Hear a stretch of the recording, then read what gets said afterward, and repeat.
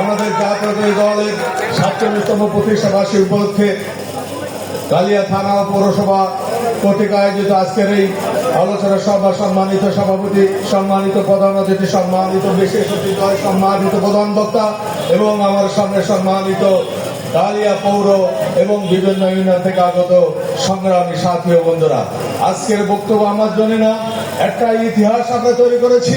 যে ইতিহাস একই মঞ্চে ৭ জন প্রার্থী, বাংলাদেশে কোথাও কিন্তু এইরকম ইতিহাস আর নাই। সুতরাং আজকে তাদেরকে ঘিরেই আমাদের আয়োজন। সুতরাং আপনাদের সামনে আমি আগামীতে আবারও সময় হবে বক্তব্য দেবো। আমি সবার সুস্বাস্থ্য কামনা করে আমি আমার বক্তব্য শেষ করছি। সবাইকে ধন্যবাদ। বিএনপির নেতা কর্মীবৃন্দ, সংগ্রামী শুভেচ্ছা এবং সালাম জানাই।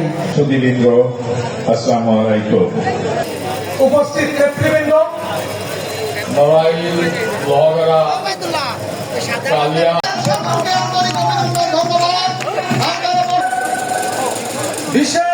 বিশেষ অতিথি হিসাবে উপস্থিত আছেন সবাইকে ধন্যবাদ।